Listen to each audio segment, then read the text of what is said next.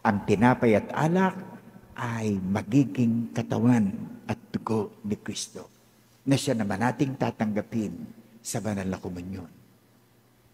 Kaya sa mga nahuhuli at nagtatanong at nag-aalangan, ako ga po, Father, pwedeng magkomunyon kahit ako'y huli.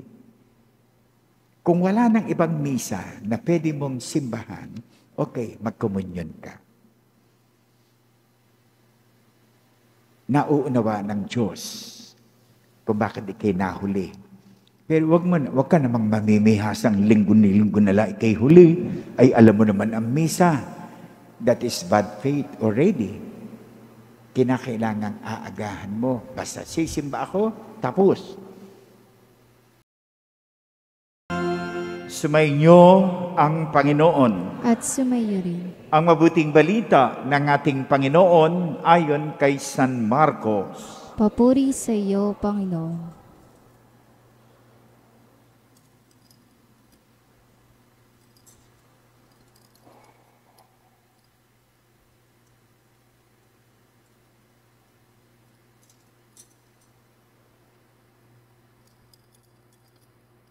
Noong panahong iyon, muling nagturo si Jesus sa tabi ng lawa ng Galilea. Pinagkalipumpunan siya ng napakaraming tao. Kaya sumakay siya sa isang bangka na nasa tubig at doon naupo. Ang karamihan naman nasa dalampasigan, nasa gilid pa ng tubig. At sila'y tinuruan niya ng maraming bagay sa pamamagitan ng talinhaga. Ganito ang kanyang sabi, "Pakinggan niyo ito. May isang magsasaka na lumabas upang maghasik. Sa kanyang paghahasik ay may binhing nalaglag sa daan. Dumating ang mga ibon at tinuka ang mga iyon. May binhi namang nalaglag sa kabatuhan. Agad sumibol ang mga iyon, sapagkat manipis lamang ang lupa doon. Ngunit nang tumindi ang sikat ng araw, nalanta at natuyo ang mga binhing tumubo, palibhasay walang gaanong ugat. May binhi namang nalaglag sa dawagan. Lumago rin ang mga dawag at ininis ang mga binhing tumubo, kaya hindi nakapamunga. At may binhing nalaglag sa matabang lupa, at ito'y tumubo, lumago at nag-uhay na mainam. May uhay na tig-30, tig-50 at tig-100 ang butil. At sinabi pa ni Jesus, ang may pandinig ay makinig. Nang nag-iisa na si Jesus, ang ilang nakarinig sa kanya'y lumapit, kasama ang 12, at hiniling na ipaliwanag ang talinhaga. Sinabi niya, sa inyo ay ipinagkaloob na malaman ng lihim tungkol sa paghahari ng Diyos.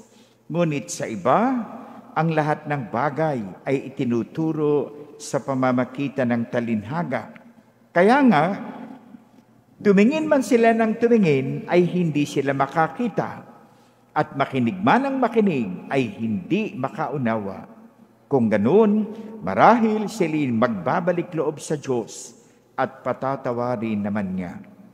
Pagkatapos tinanong sila ni Jesus, hindi pa ba niyo nauunawaan ang talinhagang ito? Paano niyo mauunawaan ang iba pang talinhaga? Ang inihahasik ay ang salita ng Diyos. Ito ang mga nasa daan na nahasikan ng salita pagkatapos nilang mapakinggan ito. Pagdakay dumarating si Satanas at inaalis ang salitang napahasik sa kanilang puso. Ang iba na may tulad ng napahasik sa kabatuhan. Pagkadinig nila ng salita, ito'y agad nilang tinatanggap ng may galak. Ngunit hindi naman tumitimo sa kanilang puso, kaya hindi sila nananatili. Pagdating ng kahirapan o pag-uusig dahil sa salita, agad silang nanlalamig. Ang iba'y tulad ng napahasik sa dawagan. Dininig nga nila ang salita, ngunit sila'y naging abala sa mga bagay ukol sa mundong ito. Naging maibigin sa mga kayamanan at mapaghangad sa iba pang mga bagay. Ano pat ang salita'y nawala na ng puwang sa kanilang mga puso, kaya hindi sila nakapamunga. Ngunit ang iba, tulad ng sabinhing napahasik sa matabang lupa, pinakikinggan nila at tinatanggap ang salita at sila'y nagsisipamunga. May tig-30, may tig-60 at may tig-100. Ang mabuting balita ng Panginoon. Pinupuri ka namin, Panginoong Jesucristo. Mga kapatid, patuloy tayo sa ating pagnunobena sa karangalan ng ating Santo Patron, Santo Tomas de Aquino. Mahaba ang nadinig nating mabuting balita. Kaya ang ibig sabihin nito, ang sermon ay dapat ay mas maikli. Like na like. 3 bagay lamang ang matututunan natin sa mabuting balita. Una, makinig sa salita ng Diyos. Lumapit ka pa. Ikalawa,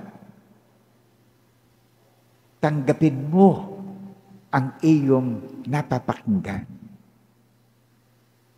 Angkinin mo para sa iyong sarili. At ikatlo, hayaan mong makapamunga ang salita ng Diyos. Makinig, tanggapin, makapamunga. Lahat naman tayo lumaki sa bahay. Lahat tayo'y tumatanggap ng mga salita mula sa ating ama't ina, sa ating mga kapatid. May mga pagkakataong tayo nagtatay ng kawali. Pasok sa kaliwa, labas sa kanan. Hindi tumatagal. Ika nga'y hindi tumitimo sa puso. Kaya, hindi natin pinakikinabangan. O kaya naman, sa school. Lahat naman tayo nag-schooling. May mga sinasabi ang teachers. Merong natututo, merong hindi. Merong gumagraduate ng honor, merong hindi. Merong nakakapasa, merong hindi. Nasaan ang diferensya? Sa teacher? Siguro na may hindi. Nasa estudyante. Nakikita natin ang kapaligiran. Papaano namumuhay yung iba. Merong maalwan ng buhay. Merong magaan. Merong saganang-sagana. Meron namang hirap na hirap. Minsan nga, nung linggo, ako ay nag-blessing ng bahay. Ay, ako'y gutom na. Adi ako'y kumain. For the first time, ako'y kumain sa house blessing. Kalimitan, hindi ako nakain eh. Ay, ako'y gutom na at ako nagmisa na alas 6, alas 7, alas 8. Nagbinyag pa ako. Nagmisa pa ako sa MDN, sa The Feast. Aba, ay alas 11 na hindi pa ako nag-aalmusal. Ay, di ako'y kumain.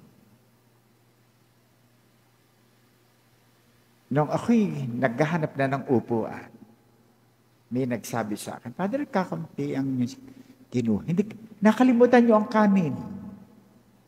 Sabi ko, hindi talaga ako nagkakanin. Marami niyan sa kumbento.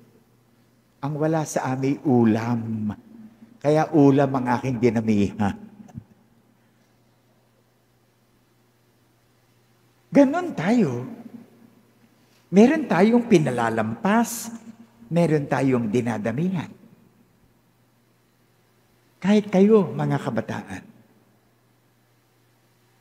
Sa inyong edad na yan, marami kayong makikita, marami kayong mapapakinggan, marami kayong mababasa sa social media, pero hindi niyo yan dapat lahat paniniwalaan.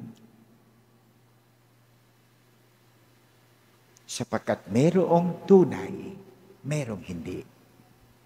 Merong mabuti, merong hindi. Kaya kinakailangan natin ay pagtsatsaga pagtsatsaga na makinig sa inihahasik na salita ng Diyos. Kaya nga sa ating pagsimba, lalo na pag-araw ng linggo, hanggat maaari, bago pa basahin ang salita ng Diyos sa altar na ito, sa hapag na ito, dapat nasa loob na tayo. Kung kayo may merong ginawa, meron kayong nadaanan, at kayo nahuli, okay lang yon. Pero sa susunod, pipilitin ninyong naandyan kayo sa salita ng Diyos. Sapagkat dalawa ang ating kinakainan. Dalawa ang ating kinakain kapag tayo nasimba. Salita ng Diyos, sapagkat ang sabi ng Panginoong Jesus, El hombre no solo vive de pan.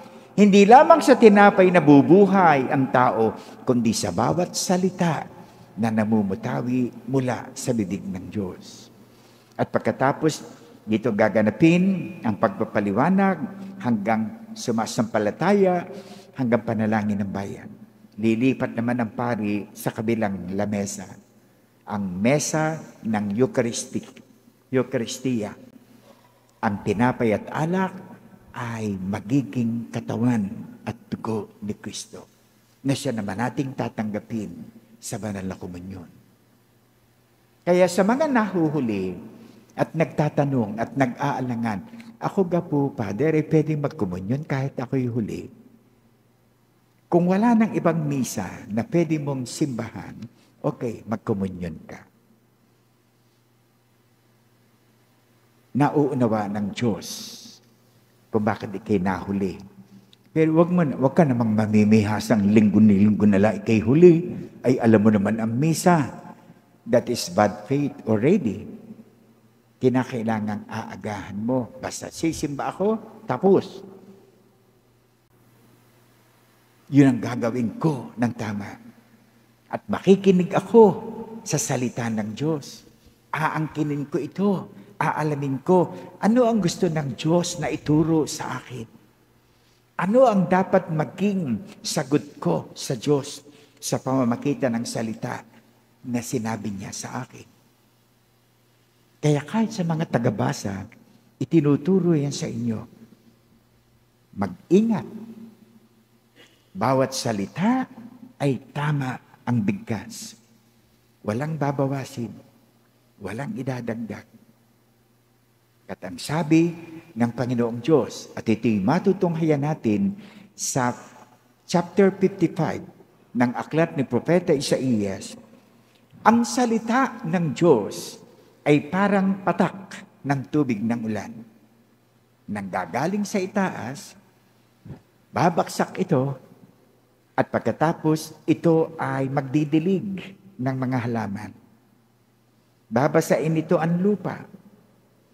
Bibigyan ito ng inumin ng mga hayop at ang mga tao.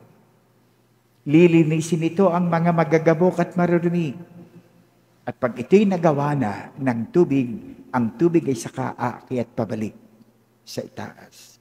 Dahil din ang salita ng Diyos. Lilinisin ito tayo. Bubuhayin ito tayo. At hindi ito babalik sa Diyos hanggat hindi tayo nababago.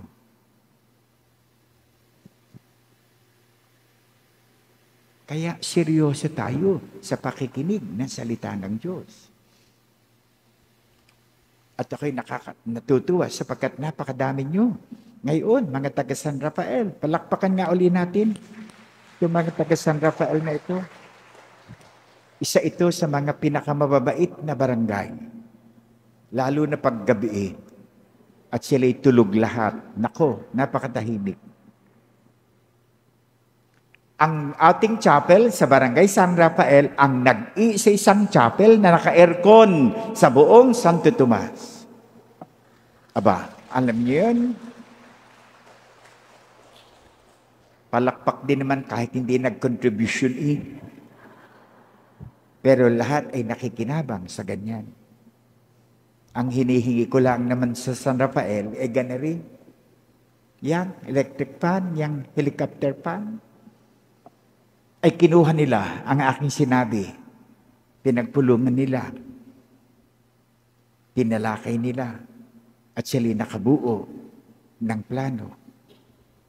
Aircon na ang ating ilagay. Kuruin niyo yun. Nakakatuwa. Kaya maaari nating pagyamanin at papagbungahin ang salita na ating naririnig. Ang tinuturo sa atin ng ating mga ama at ina sa loob ng bahay. Ang itinuturo sa atin ng mga teachers. May mga ilang taon nagsasabi sa akin, Father, ang galing niyo sa petsa. Sa ulado pa ninyo ang mga petsa. Kaya pare-pareho naman tayo nag-aral ng Philippine history. Kaya lamang, ako'y talagang nakikinig sa klase. At ugali ko pa, alam nyo, mga kabataan, ugali ko. Na ako'y mismong sa harapan ng teacher na upo. Para mapakinggan, hindi sapagkat ako'y bingi, hindi. Gusto kong mapakinggan na mabuti. Kahit examen, ako'y mismong sa harapan ng teacher na sagot ng aking test paper. Never na ako'y nagdaya. Never na ako'y nagkodiko. Kaya siguro ay natutuwa ang Panginoong Diyos. Dumating sa akin ang panahong ako'y graduating ng high school, ako'y graduating ng 5th year, ako'y graduating ng college, ako'y graduating ng theology. Exempted ako sa final exams sapagkat mataas ang aking grade. Kaya ikinukwento ko sa inyo kasi hindi ko nalilimutan yun. Ganoon tayo.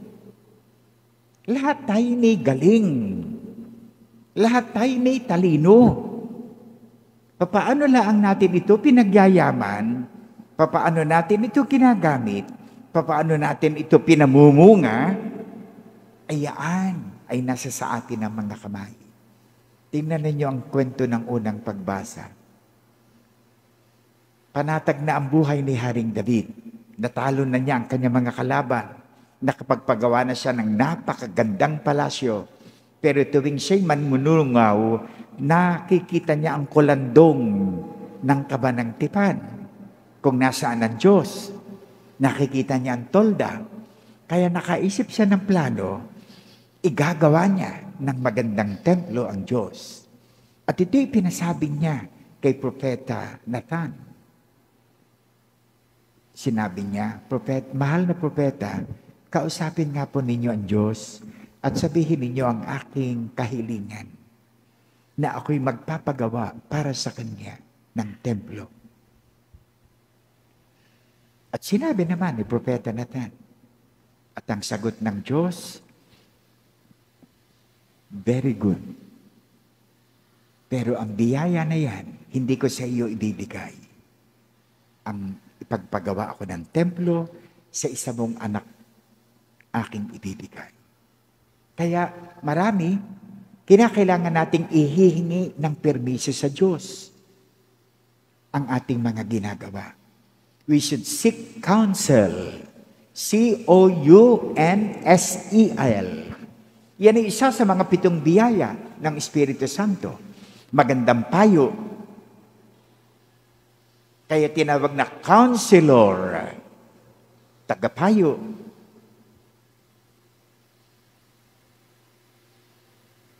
At yan ay binibigay ng Diyos para tayo maging matagumpay sa ating buhay. Katulad na nangyari kay Santo Tomas de Aquino. Hindi siya payagan ng kanyang ama na magpari. Ay nagpursige si Tomas. Ang ginawa ng ama, ipinakidnap si Santo Tomas at kinulong sa tore ng kanilang kastilyo ng Aquino. Awang-awa naman yung ina. Adi ang ina nagpapadala ng pagkain at inuusap naman ni Tomas ang kanyang mga kapatid na babae na siya dadalhan ng libro. Kaya kahit siya'y naka-quarantine doon sa tore, ay siya'y patuloy na nag-aaral. Yan din naman ang ginawang mabuti ni San Rafael Arcangel. Sinamahan niya ang teenager na si Tobias na isinugo ng ama para maningil. Kat wala na silang pagkakakitaan at nabulag na si Tobit, ang kanyang ama. At ang sabi pa ng ama kay Tobias, doon ka na rin maghanap ng mapapangasawa. Kinakailangan ni katribo natin, kalahi natin. Kaya, yagyag si Tobias papunta sa kabilang bansa. At meron siyang nakilala sa kanyang paglalakbay na isa ring lalaki. Ay di meron siyang kabarkada, meron siyang kausap, at sinabi niya ang kanyang pakay. Kaya tinulungan itong lalaking ito, si Tobias, na makapaningil. Nakasingil naman. Pagkatapos, tinulungan ng lalaking ito, si Tobias, na makita ang isang kamag-anak na babae.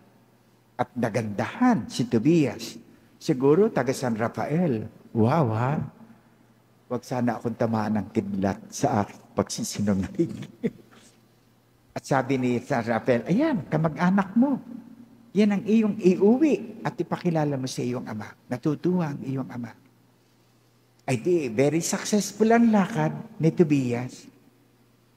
At nung sila'y malapit na sa daan, ang sabi ng lalaki, mangangawil tayo, gawa ka ng baliwasnan. Para meron tayong makain at meron tayong maiuwi sa iyong ama. Ay di namingwit nga ng mga yon, nakahuli naman kung ilang isda, yung isa ipinatira nitong lalaki, iuuwi natin yan sa inyo. At nang makarating ng bahay, ay ang sabi ng lalaki kay Tobias, ipaihaw mo ang isda at ang atay, ang apdo ay iyong dalhin dito sa iyong ama. Sinunod naman ni Tobias.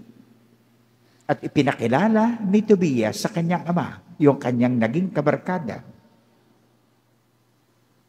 At nagpakilala yung lalaki, ako po ay si Rafael Arcangel. Isinugo po ako ng Diyos para tulungan kayong mag-ama, sapagkat alam ng Diyos ang kabutihang inyong ginagawa, kaya kayo po ay pinabibigay niya sa akin ng gantimpala. Tobias, kunin mo ang apdo ng isda. Durugin mo ng iyong mga daliri at ipahid mo sa dalawang mata ng iyong ama. Pagkatapos ipahid sa mata ng ama, sabi ni Rafael sa matandang Tobit, maghilamos po kayo. At nung makapaghilamos yung matanda, muli siyang nakakita. Himala ni San Rafael Arcangel. Kaya pananalig ang kinakailangan natin. Huwag tayong manghihinayang sa ating mga pagsimba, sa ating mga pagdarasal. Kahit maaari, meron tayong maramdamang para namang hindi tayo sinasagot ng Diyos. Ay tingnan ninyo ang kwento ng Panginoong Hesus. Ang daming inihasik na buto. Hindi lahat ay namunga at sumibol. Ika-4 na bahagi lamang, only 25% ang sumibol at namunga. At nung mamunga, iba't iba pa.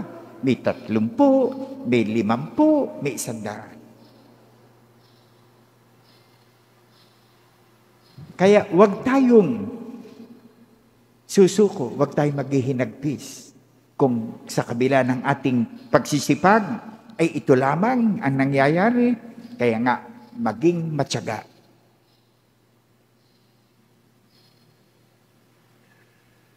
At yan ang naranasan ni Santo Tomas de Aquino.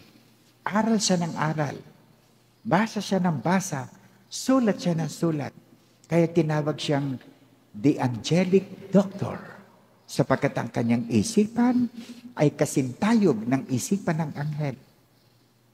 At siya'y kinilala ng buong mundo. Nabanggit ko niyan sa inyo, pinakamatalino sa lahat ng santo. At pinakasanto sa lahat ng matatalino.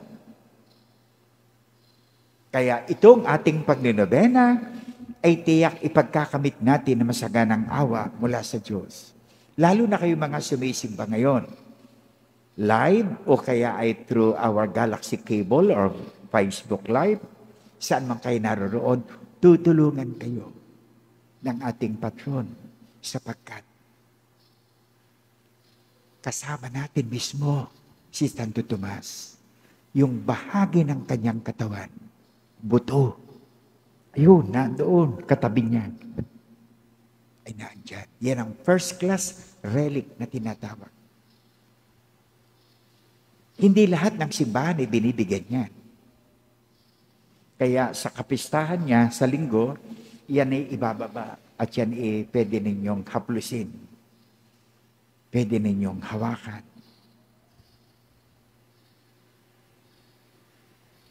Father, may sabihin ng relic, yan ay mga tira, mga nalabi. Kung baka kayo, mga teenager, di ba? Kami ni bibigyan kayo ng, ang mga babae, bibigyan ng rose, bibigyan ng bulaklak, ay para yun lagi niyang maalaala ang nagbigay, itatago niya sa libro, iipitin, hanggang sa matuyo. Kaya pagkaraan ng ilang taon, mabubuklat niya, ba? Ari ang rose na bigay sa akin ni O, di ba? Naaalaala mo yun nagbigay. Kaya sa mga boys naman, halimbawa, binigyan kayo ng panyolito, binigyan kayo ng chewing gum, binigyan kayo ng candy, pati balat, ayaw niyang itapon. Sapagkat ito'y magpapaalaala sa inyo ng nagbigay. Ay nagkataon pating mahal na mahal ninyo, kahit sikretong pagmamahal. Hindi ba? O itong mga ating mga seniors, yan ay, maraming mayaman ang kanilang mga alaala. Minsan nga may nagsabi sa akin, Father, na aking kasama, ang init-init ho ng ulo. Agang-aga ho Ano gawin pwede yung gawin doon? Ipagdadasal ko ipagdasal mo at pagkatapos bigyan mo ng 500 piso, itapal mo sa noo, gagaling yun. O, di na wala ang init ng ulo. Tatapalan lang Hindi ka. Kumbaga sa atin sa Batangas, susupalpalan mo lang ay di tatahimik na sa ganyan. Yan may biro lang. Pero maraming dahilan para tayo ay gumaling, para tayo sumama, para tayo ay manatiling malapit sa Panginoong Diyos. Amen.